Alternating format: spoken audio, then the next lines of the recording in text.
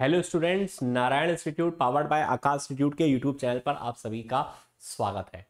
प्यारे बच्चों, आज जो हमारा क्लास में कानपुर सेंटर पर ऑफलाइन डिस्कशन हुआ, उस डिस्कशन के वीडियो सॉल्यूशंस मैं डिस्कस करूंगा इस वीडियो में। तो बच्चों, अगर आपने टेस्ट दिया था तो किसी क्वेश्चन में कोई प्रॉब्लम आई हो तो आप क्वेश्चंस का सॉल्यूशन यहाँ पर देख सकते हैं कि उसका सही आंसर क्या था, और जो भी आपका डाउट था वो डाउट आप क्लियर कर सकते हैं। और अगर आपने टेस्ट नहीं भी दिया था बच्चों, आप ऑनलाइन माध्यम से जुड़े हैं, तो आप इसको एक क्वेश्चन प्रैक्टिस सेशन के तौर पर समझ सकते हैं, और या साथ साथ क्वेश्चन सॉल्व करके अपनी प्रिपरेशन को इवेल्युएट भी कर सकते हैं कि दो चैप्टर्स मोल कंसेप्ट और स्ट्रक्चर ऑफ एटम्स में क्या है आपकी प्रिपरेशन का लेवल। तो बच्चों, without wasting any time, now let's start. Question number 1, a mixture contains n mole of H2। Mixture contains n mole of H2, H2 के n मोल है, बहुत बढ़िया, and 2n mole of CH4। The ratio of number of carbon, the ratio of number of carbon, number of carbon is two number of hydrogen, यानी carbon atom के number और hydrogen atom के number का ratio निकालना। बेटा एक बात सुन, ठीक, कार्बन तो सिर्फ CH4 में है और 1 मोल CH4 में 1 मोल कार्बन होता है, तो 2n मोल CH4 में कितना कार्बन होगा बेटा? 2n। तो कार्बन का तो मोल आ गया 2n।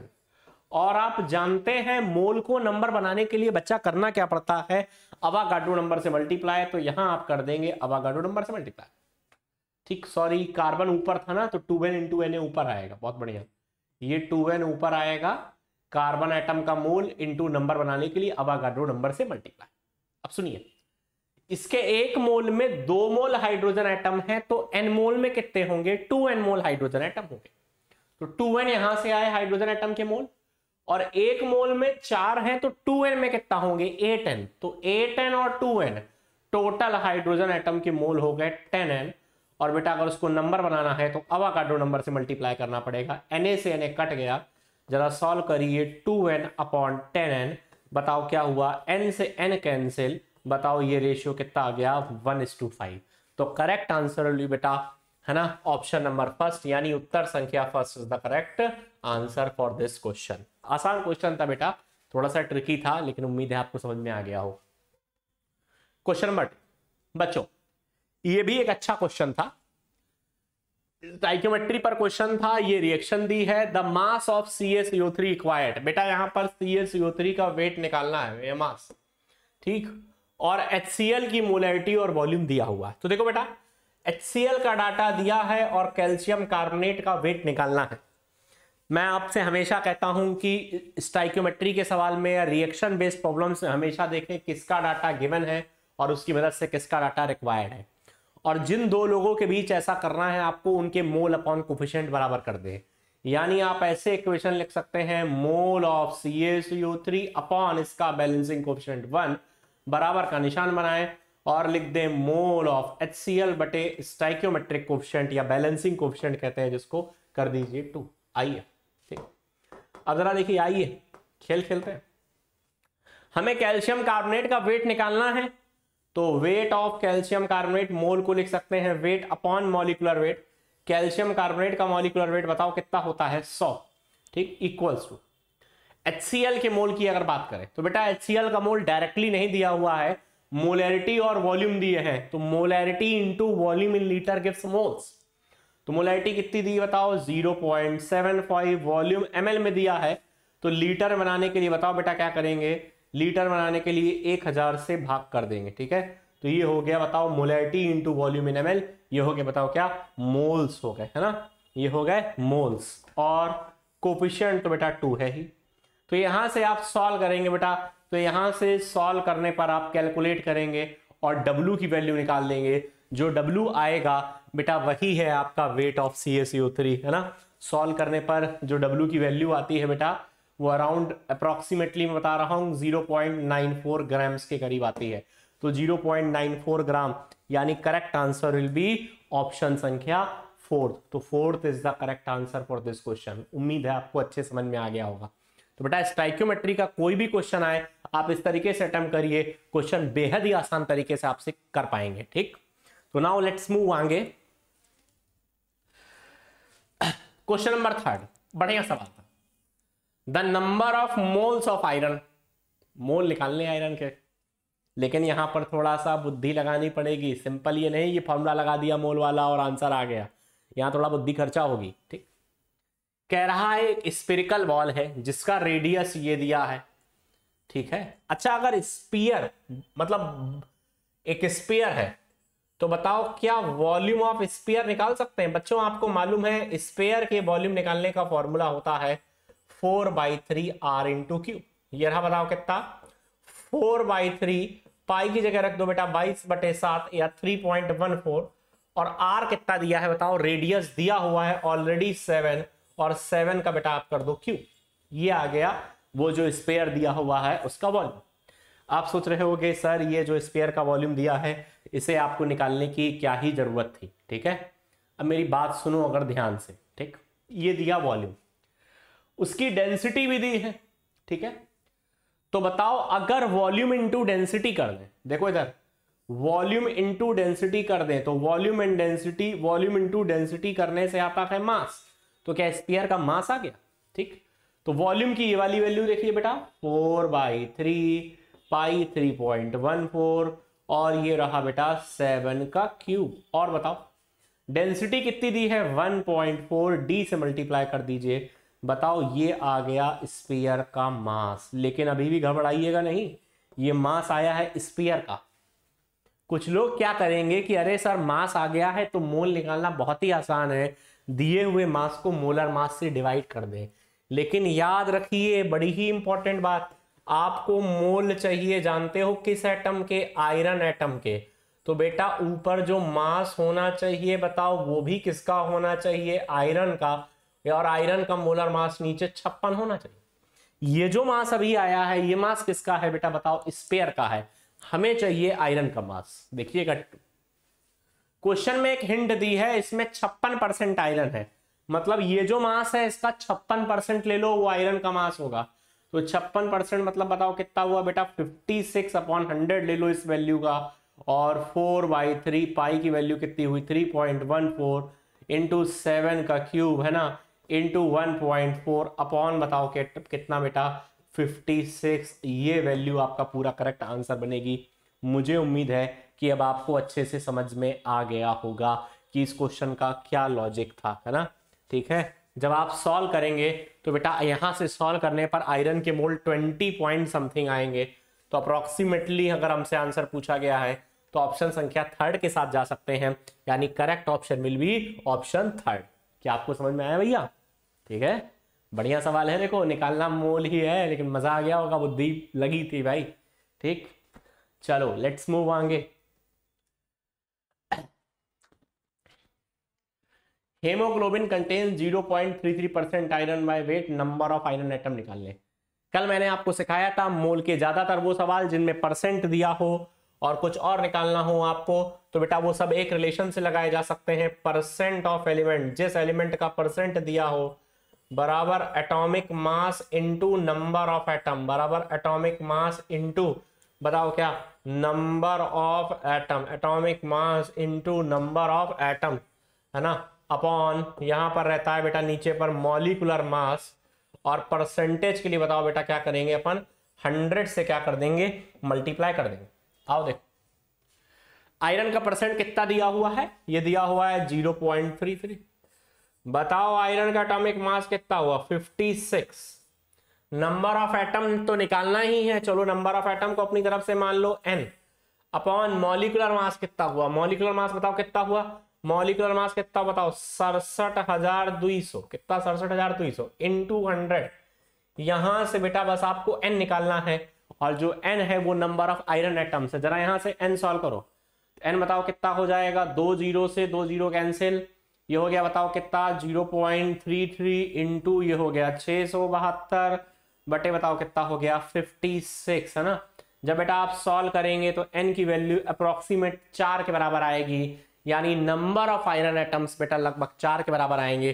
तो करेक्ट आंसर हो जाएगा बेटा हमारा ऑप्शन संख्या 3, यानी 4 iron atom is the correct answer. अच्छे समझ में आया भैया? ठीक, चलो लेट्स मूव आगे। बड़ा ही इंपॉर्टेंट क्वेश्चन, ये क्वेश्चन एज इट इज इसी डाटा के साथ नीट में शायद 2 बार आ चुका है ना। तो इस तरह का क्वेश्चन आपके एग्जाम में भी आ सकता है फर्दर नीट में। बेटा यहां पर 1m ये मोलैलिटी, स्मॉल m मतलब मोलर, बोले तो मोलैलिटी दी हुई है और मोल फ्रैक्शन निकालना है।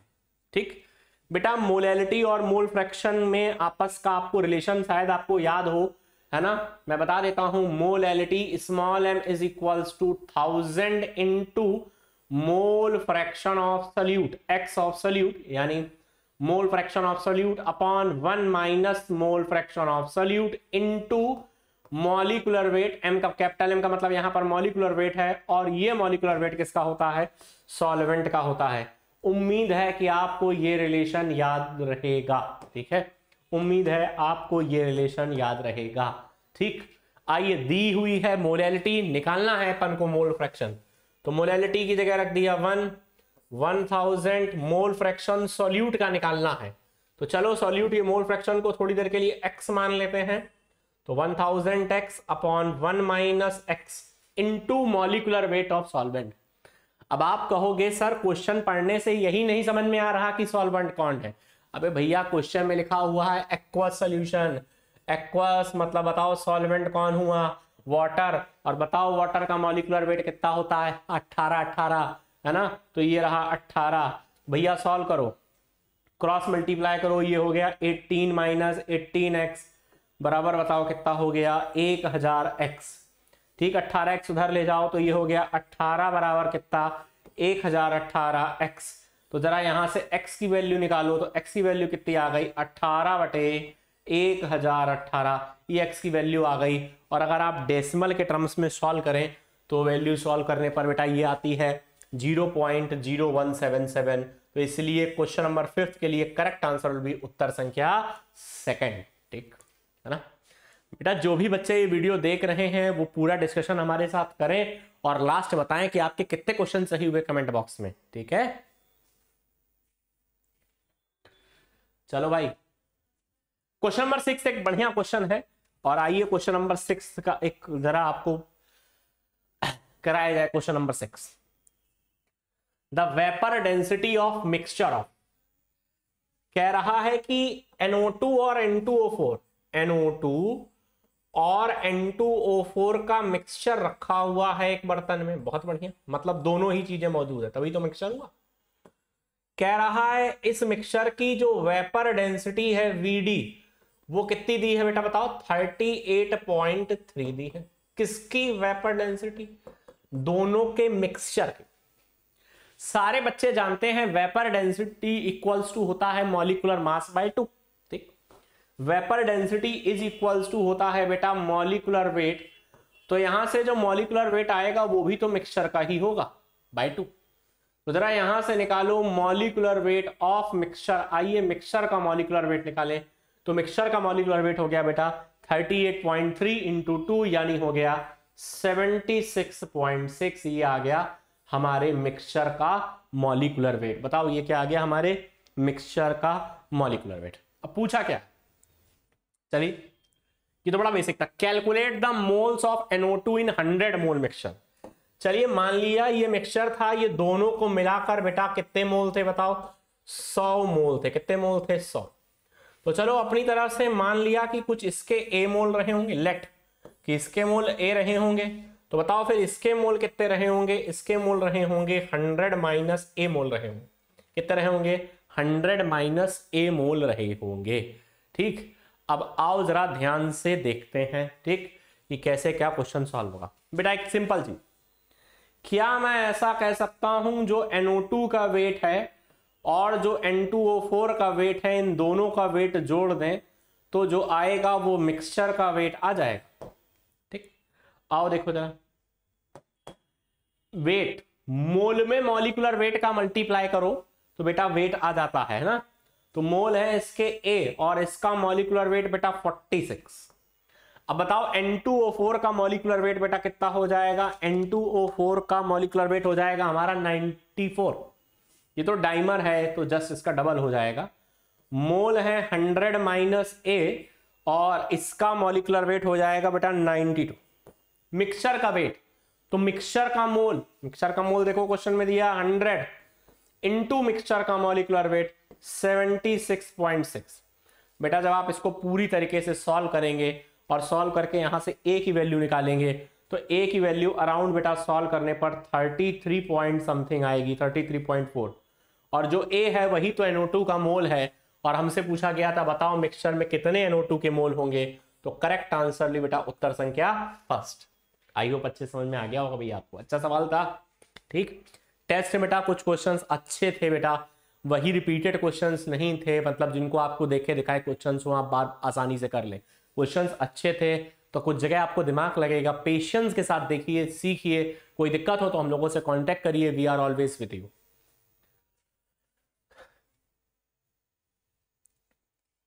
Question number 7। अब ये सवाल देखिए, क्वेश्चन कोई बहुत कॉम्प्लेक्स नहीं थे, ट्रिकी थे। अब कोई ये सवाल पढ़े वो कहे अरे सर पॉलीमर डिलीट हो गया सिलेबस से, आपने पॉलीमर पर बना दिया क्वेश्चन। तो कह रहा व्हेन 100 ग्राम ऑफ इथाइलिन, ये 100 ग्राम है, इसको पॉलीमर बनाया, उसको पॉलीइथाइलिन में कन्वर्ट किया, तो weight of polyethylene produced will be. अरे तुम कुछ ना जानते हो तो क्या लॉ ऑफ कंजर्वेशन ऑफ मास जानते हो? क्या कहता है लॉ ऑफ कंजर्वेशन ऑफ मास? बोलो बोलो क्या कहता है? वो कहता है लेफ्ट साइड जितना रिएक्टेंट का मास होगा राइट साइड उतना ही प्रोडक्ट का मास होगा। बोलो, यही तो कहता है law of conservation of mass. Left side वाले लोगों का जितना मास होगा राइट साइड वाले लोगों का भी उतना ही मास होगा। यानी रिएक्टेंट का मास अगर 100 ग्राम है तो बोलो क्या प्रोडक्ट भी यानी जो पॉलीइथाइलिन भी बनेगी वो भी बताओ क्या 100 ग्राम बनेगी? खटैक से सवाल हो गया, आंसर हो गया ऑप्शन संख्या सेकंड। अभी ये डरावना सवाल लग रहा है आपको, लग रहा है अरे क्या चीज पूछ दी भाई, है ना? बिल्कुल सिंपल सवाल, law of conservation of mass लगा सकते थे आप यहां पर।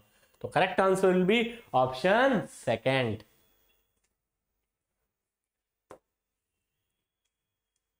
Question number 8, the incorrect postulates of Dalton's atomic theory are. क्या क्या इनकरेक्ट है? पहले तो बेटा स्टेटमेंट वाले क्वेश्चन में एक आदत बनाइए, केमिस्ट्री और बायो में कि पूछा गया है करेक्ट की इनकरेक्ट। पहला काम, जैसे ही स्टेटमेंट वाला देखें सही पूछा गया है कि गलत पूछा गया है ना, कभी कभी गलत भी सही हो जाता है जब क्वेश्चन में गलत पूछा जाता है। मैंने क्या बोला? कभी कभी गलत भी सही हो जाता है जब क्वेश्चन में इनकरेक्ट भी पूछा जाता है। ठीक, तो ये देखना है आपको, है ना, कि कहीं हाँ ऐसा तो नहीं है कि इनकरेक्ट पूछा गया। ठीक, अब तो atoms of different element differ in mass, बिल्कुल सही बात है। ऑक्सीजन का मास 16 होगा, नाइट्रोजन का मास 14 होगा, कैल्शियम का मास कुछ और होगा, तो अलग अलग एलिमेंट के मास, एटम के मास अलग अलग होंगे। बिल्कुल सही है, करेक्ट है, लिखते जाइए correct, C correct. Matter consist of indivisible atoms. अरे डाल्टन ने कहा इस संसार में जो भी कुछ मैटर है, जैसे पेनेक मैटर है, तो ये छोटे छोटे पार्टिकल्स जिनको हम, जो कि बहुत छोटे हैं, जो को फर्दर डिवाइड नहीं करा सकता, इनडिविजिबल पार्टिकल से मिलकर बना है। जबकि ये कह रहा डिविजिबल एटम्स, ना ये गलत बात कह रहा है, इनकरेक्ट है, लिख लीजिए। Compounds are formed when atoms of different element combine in fixed ratio, बिल्कुल एनसीईआरटी बेस्ड क्वेश्चन है बेटा, है ना। जैसे CO2 तब बनेगा जब कार्बन और ऑक्सीजन एक 1:2 के रेशियो में आपस में कंबाइन करते हैं, तभी CO2 का फॉर्मेशन होगा। ठीक, all the atoms of given element have different properties including mass। बेटा एक एलिमेंट की प्रॉपर्टीज सेम होती हैं। डाल्टन थ्योरी कहती है एक एलिमेंट के जितने भी एटम होंगे या एक सब्सटेंस के जितने भी एटम होंगे उनकी सबकी प्रॉपर्टीज सेम होंगी। यहां कह रहा है डिफरेंट प्रॉपर्टीज, गलत बात है, ये इनकरेक्ट है, लिखते जाइए। केमिकल रिएक्शन इन्वॉल्व्स और रीऑर्गेनाइजेशन ऑफ एटम, बिल्कुल सही बात है बेटा, एटम्स का रीऑर्गेनाइजेशन ही तो होता है बेटा, तो ये करेक्ट बात है। बताओ इनकरेक्ट कौन कौन सा है? ऑप्शन बी इनकरेक्ट है और ऑप्शन डी इनकरेक्ट है, तो बी डी ओनली, यानी करेक्ट आंसर बताओ क्या? Option number 3। ठीक भैया, समझ में आया कुछ? चलो आगे बढ़ा जाए।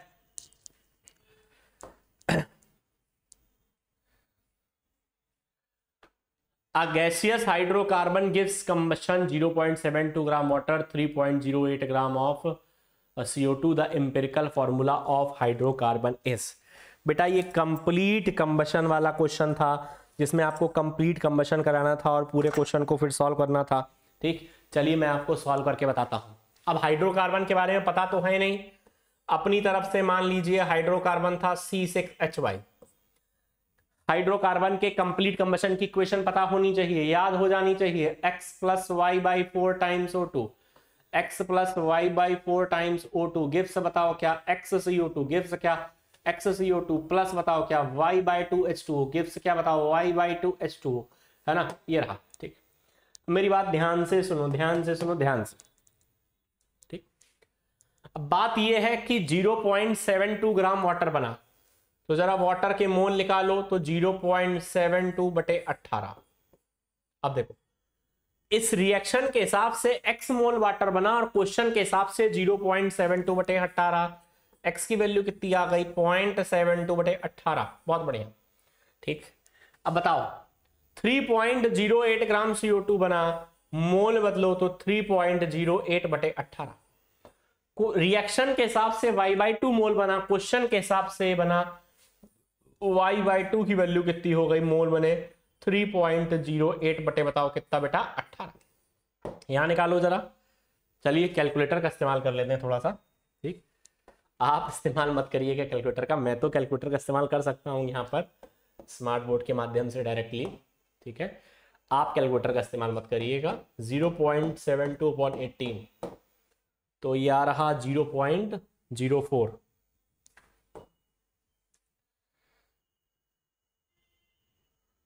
ओहो, थोड़ा उल्टा कर दिया बेटा, 0.72 ग्राम वाटर का था, थोड़ा सा उल्टा हो गया बेटा, उल्टा हो गया।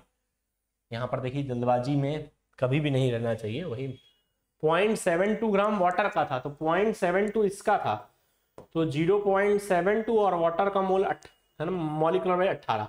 तो हमारे हिसाब से इतने मोल बने और क्वेश्चन के हिसाब से या इक्वेशन के हिसाब से y/2 मोल है।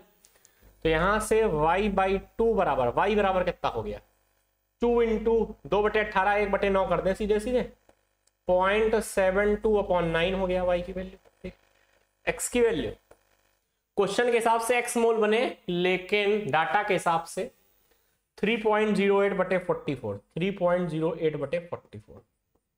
ठीक, आइए अब सॉल्व करते हैं। कैंसिल कर दीजिए भैया, 3.08/44 ये आया 0.07, ये आया 0.07। x की वैल्यू आ गई 0.07 और ये वैल्यू सॉल्व करेंगे तो आ जाएगी 0.08। रेशियो लेंगे तो बेटा कार्बन और हाइड्रोजन के बीच 7:8 का रेशियो आ गया, 7:8 का रेशियो आ गया। 7:8 का रेशियो मतलब इंपेरिकल फॉर्मूला क्या है बताओ, C7H8। ठीक, चलो ये बढ़िया सवाल है, मजा आएगी आपको। देखिए ये आपके नीट का PYQ है, लेकिन बेटा कुछ PYQs भी इंक्लूड करें। हम लोगों ने ऐसे क्वेश्चंस रखे PYQ में जो अच्छे क्वेश्चंस आए थे वो हो जाएं, और साथ ही साथ FYQ भी हो जाए, यानी फ्यूचर ईयर क्वेश्चंस जो आपसे पूछे जा सकते हैं वो भी आपके कवर हो जाएं। ठीक, तो चलिए भैया, how many grams of concentrated nitric acid solution. बेटा नाइट्रिक एसिड सॉल्यूशन का वेट पूछा गया है। लोग समझते हैं नाइट्रिक एसिड का वेट पूछा गया, ना ना ना, नाइट्रिक एसिड सॉल्यूशन का वेट पूछा गया। ठीक, अच्छा मोलैरिटी दी है, मोलैरिटी बराबर फॉर्मूला तो आप सभी जानते होंगे, मोलैरिटी को mole upon weight upon molecular weight, और अगर वॉल्यूम ml में है तो ऊपर बन गया बेटा बताओ कितना, 1000। ठीक है, अब आइए जरा वैल्यूज पुट करना स्टार्ट करते हैं यार। देखो मोलैरिटी कितनी दी, 2, वेट ऑफ HNO3 आएगा यहां से, चलो निकाल लेंगे, है ना। Molecular weight, molecular weight of HNO3, अगर अपन बात करें मॉलिक्यूलर वेट ऑफ HNO3 की, तो HNO3 का जो मॉलिक्यूलर वेट होगा भैया, है ना, वो डायरेक्ट हम रख देंगे कितना, molecular weight of HNO3 1 hydrogen के लिए 14 इधर और 48, 63, ये रहा 63, और वॉल्यूम ml में दिया 250, और ये रहा 1000 से मल्टीप्लाई गया 4 बार में।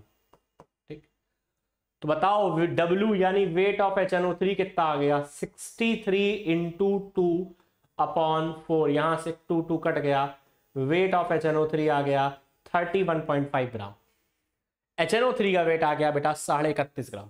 ठीक, अब बात हमारी सुनो ध्यान से हमारी बात सुनो।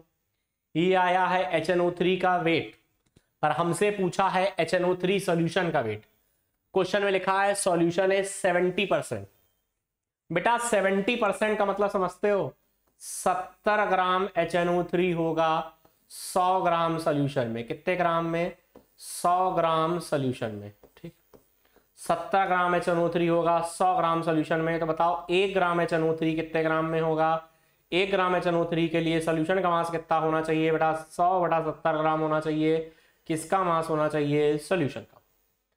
अब 1 ग्राम HNO3 के लिए इतना सॉल्यूशन का मास होना चाहिए, तो बताओ 31.5 ग्राम HNO3 के लिए कितना मास होना चाहिए? ये हो गया 100/70 इंटू 31.5। जब आप सॉल्व करेंगे तो सॉल्यूशन का मास आएगा अराउंड 45।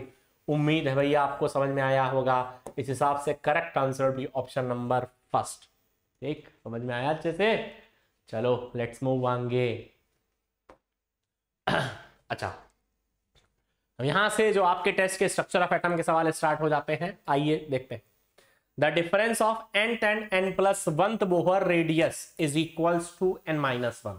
चलो, कह रहा n+1 ऑर्बिट और nth ऑर्बिट के रेडियस में जो अंतर है वो अंतर बराबर है n-1th ऑर्बिट के।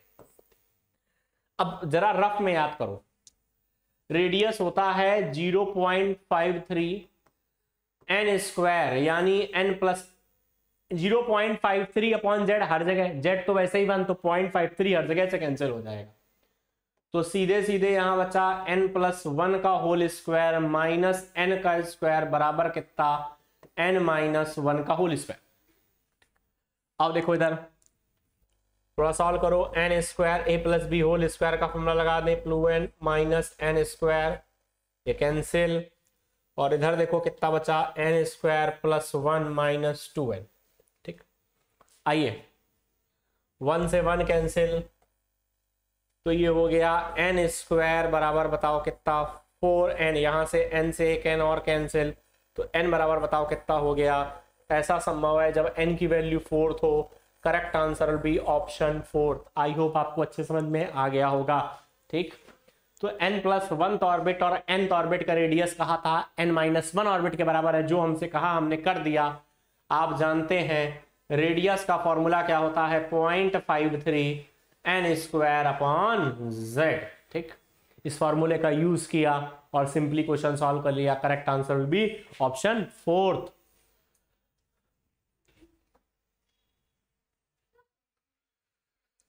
क्वेश्चन नंबर 12 अच्छा क्वेश्चन था। Ratio between longest wavelength of Lyman series. देखो पहले ये समझो, लॉन्गेस्ट वेवलेंथ निकालो। लाइमन सीरीज के लिए n1 हुआ 1 और आपको लॉन्गेस्ट सबसे बड़ा लैम्डा निकालना है। तो बेटा लॉन्गेस्ट वेवलेंथ तब मिलेगी जब एनर्जी गैप मिनिमम हो, यानी 2 से 1 में इलेक्ट्रॉन आए, यानी n2 की वैल्यू 2 होगी। तो आओ निकालो जरा, ये क्या कैसे भैया हो गया यार? तो निकालो जरा। 1/λ बराबर लाइमन सीरीज की लॉन्गेस्ट वेवलेंथ निकाल रहे हैं। 1/λ बराबर r z1 का स्क्वायर वो 1 ही हो जाएगा। 1/n1 square minus 1/n2 square. तो ये कितना हुआ r? ठीक, 4 माइनस 1 3/4। तो लैम्डा बताओ लाइमन सीरीज की लॉन्गेस्ट वेवलेंथ कितनी आ गई बताओ? 4/3 आ गई। आइए बात करो शॉर्टेस्ट वेवलेंथ। शॉर्टेस्ट सबसे छोटो बेटा, शॉर्टेस्ट लास्ट लाइन की वेवलेंथ किसी भी सीरीज की, जैसे फर्स्ट लाइन की वेवलेंथ मैक्सिमम वेवलेंथ होती है, तो किसी भी सीरीज की लास्ट लाइन की वेवलेंथ मिनिमम वेवलेंथ होती है। और लास्ट लाइन बामर के लिए मतलब n1 की वैल्यु हो गई बेटा 2, और लास्ट लाइन का मतलब होता है n2 की वैल्यू बताओ कितना होना? इनफाइनाइट होना। तो 1 बामर वाली भी निकाल रहे हैं, r n1 2 का स्क्वायर माइनस वो इनफाइनाइट 1/इनफाइनाइट तो 0 ही हो जाएगा। तो 1/λ बामर बराबर r/4। तो बताओ lambda Balmer is equals to कितना आ गया? 4/r। इतना ही नहीं, रेशियो पूछा है भाई, रेशियो।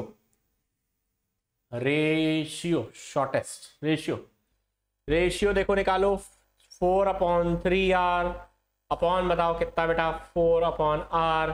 तो यहां से निकाल लो 4r/4 × 3r बेटा, 4 से 4 कैंसिल, r से r कैंसिल, 1/3। मैं एक बार देखता हूं बेटा कि क्या मामला है, आंसर क्यों थोड़ा सा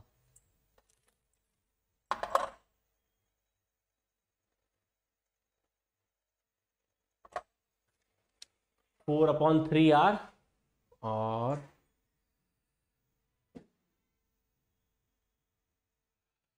4/3r और 4r 12r।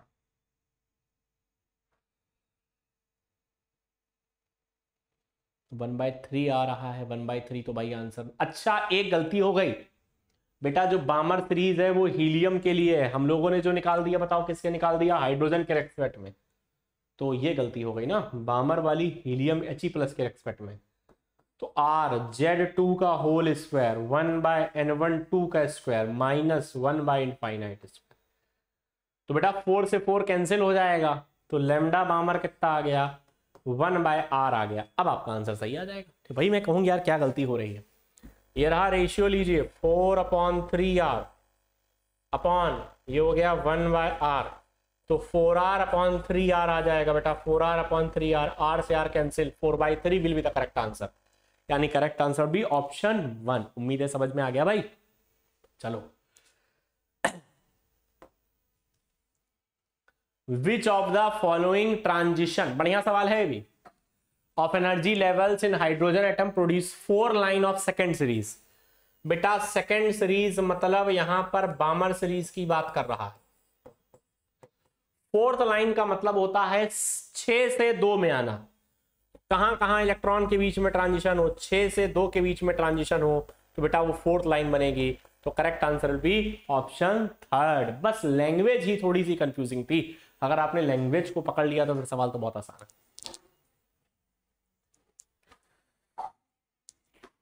ये बढ़िया सवाल। Question number 14, 240 nanometre is just sufficient to ionize sodium atom. Ionization energy of sodium will be, मतलब सोडियम एटम से सोडियम को Na+ बनाने के लिए 242 नैनोमीटर की वेवलेंथ पर्याप्त है। अब कह रहा आयनाइजेशन एनर्जी निकालो। ठीक, इधर सुनो बेटा, अगर इस वेवलेंथ को एनर्जी बदलना हो कि कितनी एनर्जी देनी पड़ेगी मिनिमम, ताकि सोडियम से इलेक्ट्रॉन बाहर आ जाए, वही एनर्जी तो आयनाइजेशन एनर्जी कहलाएगी। तो लैम्डा दिया 242 नैनोमीटर। बेटा जब E बराबर है ना Hc/लैम्डा होता है, तो E बराबर Hc/लैम्डा होता है। Hc की वैल्यू रख दी 1240 इलेक्ट्रॉन वोल्ट नैनोमीटर, और यहां हो गया बेटा 242 नैनोमीटर। तो नैनोमीटर से नैनोमीटर कैंसिल, ये आ गया इलेक्ट्रॉन वोल्ट। भैया ये जो वैल्यू आई इलेक्ट्रॉन वोल्ट में 1240/242, इलेक्ट्रॉन वोल्ट को जूल बदलने के लिए 1.6 × 10⁻⁻19 से मल्टीप्लाई। जूल को किलो जूल बदलने के लिए, ध्यान से देखिएगा, जूल को किलो जूल बदलने के लिए 1000 से डिवाइड, और पर मोल बनाने के लिए अवागाड्रो नंबर से मल्टीप्लाई, यानी 6 × 10⁻23 से मल्टीप्लाई, क्योंकि ऑप्शन में नोट दिख रही है किलो जूल मोल इनवर्स। जब आप सॉल्व करेंगे बेटा तो करेक्ट आंसर अराउंड 494 आएगा। ठीक है, तो करेक्ट आंसर भी 494 किलो जूल पर मोल। ठीक, समझ में आया भैया। Question number 15, orbital angular momentum.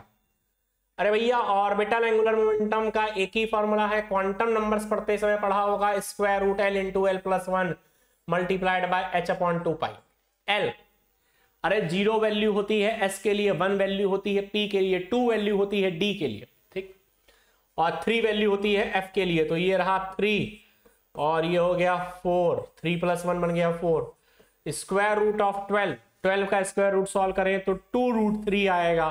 2√3 h/2π will be the correct answer.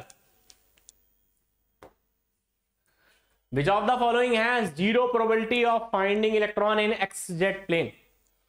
मतलब दूसरे शब्दों में कहो किसका नोडल प्लेन। बेटा यहां x आ रहा है, इसका नोडल प्लेन x नहीं होगा, ठीक है, इसमें y आ रहा, इसमें जेड आ रहा, नोडल प्लेन नहीं होगा, x Z, D x Z की बात करें तो डी एक्स जेड ऐसा होता है या डी जेड एक्स ऐसा होता है, ये होता है बेटा। तो एक्स जेड, एक्स और जेड एक्सिस में इलेक्ट्रॉन डेंसिटी नहीं है, पर एक्स जेड प्लेन में तो है। तो पी वाई जो है बेटा, इसमें बेटा एक्स जेड प्लेन में इलेक्ट्रॉन नहीं पाए जाएंगे, इसका नोडल प्लेन जो होगा बेटा एक्स जेड होगा, है ना, ठीक। तो correct answer will be option second. I hope समझ में आ गया होगा तुम्हें।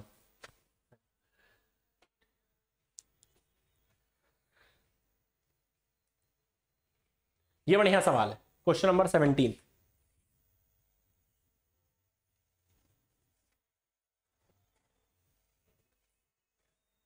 क्वेश्चन नंबर 17 बेटा, इस तरह क्वेश्चन एनसीईआरटी में दिया हुआ है, अभी एक बार आया भी था। Assuming that 25 watt bulb emits monochromatic yellow light of wavelength इतना, then rate of emission मतलब number of photons emitted per second। देखो भैया, टोटल एनर्जी बराबर n into energy of one photon, number of photon into energy of one photon. Total energy बराबर number of photon into energy of one photon. और देखो, total energy दी है 25 वाट, यानी 25 joule पर second. 1 वाट बराबर 1 जूल पर second होता है, तो 25 वाट बराबर 25 जूल पर सेकंड। एन ये तो निकालना ही है, 1 सेकंड में कितने फोटोन का एमिशन हो रहा।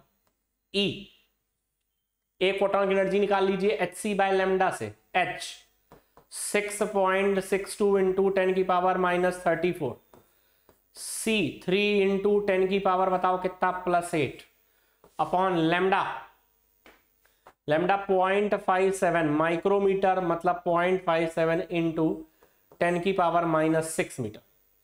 फिर आप यहां से सॉल्व करके n निकालिए, वही है नंबर ऑफ फोटोन एमिटेड पर सेकंड। जब आप थोड़ा सा कैलकुलेशन करेंगे, अपना पेन वेन उठाएंगे बेटा, तो n की वैल्यू आती है अराउंड 7.18, यानी नंबर ऑफ फोटोन एमिटेड पर सेकंड विल बी 7.18 इंटू 10 की पावर +19, यानी correct answer will be option संख्या 4। लेट्स मूव आगे, 3 ही क्वेश्चन बचे हैं बेटा। Which one is wrong statement, बेटा ये नीट का आया हुआ क्वेश्चन है, अच्छा क्वेश्चन मुझे लगा, एनसीईआरटी बेस था, इसीलिए मैंने इसको यहां पर कवर कर लिया। Which one is wrong, incorrect पूछा। अनसर्टेनिटी प्रिंसिपल, बिल्कुल अनसर्टेनिटी प्रिंसिपल के लिए ये रिलेशन भी सही है, ये रिलेशन भी सही है कि delta into x into P बराबर ग्रेटर देन एच अपॉन 4 पाई। और अगर ये ना लिख के आए तो ये भी लिख के आ सकता है, delta X into delta V greater than बताओ इक्वल्स टू क्या, एच अपॉन 4 पाई एम। ये भी सही है, ठीक, ये तो करेक्ट है। Half filled and full filled orbitals are more stable, बेटा हाफ फिल्ड और फुलफिल्ड ऑर्बिटल्स की ज्यादा स्टेबिलिटी का कारण, 2 कारण आपके एनसीईआरटी में लिखे हैं, मोर एक्सचेंज एनर्जी और सिमेट्री। तो due to greater symmetry and more balance arrangement, बिल्कुल सही, ये भी सही है। पूछा है गलत वाला, the energy of 2s orbital is less than 2p, कह रहा है 2s की एनर्जी जो होती है वो 2p। बेटा ये बात सही है, पर ये बात मल्टी इलेक्ट्रॉनिक एटम के लिए लागू है ना। हाइड्रोजन लाइक एटम या सिंगल इलेक्ट्रॉन एटम में बेटा एनर्जी सिर्फ n पे निर्भर करती है। कहने का मतलब 2s की एनर्जी 2p के बराबर होती है, n सेम तो एनर्जी सेम, 3s की एनर्जी 3p की एनर्जी और 3d की एनर्जी आपस में बराबर होती है। बेटा ये स्टेटमेंट गलत है, ये जो बात कह रहा है ये मल्टी इलेक्ट्रॉनिक एटम के रेस्पेक्ट में है, सिंगल इलेक्ट्रॉन एटम के रेस्पेक्ट में तो बात गलत है। डी ब्रोगली वेवलेंथ का formula lambda upon h upon m v होता है, बिल्कुल सही है, जहां पर एम मास है, वी वेलोसिटी है। तो बेटा गलत स्टेटमेंट इसमें बेटा ऑप्शन 3 है, इसलिए correct answer will be option number 3।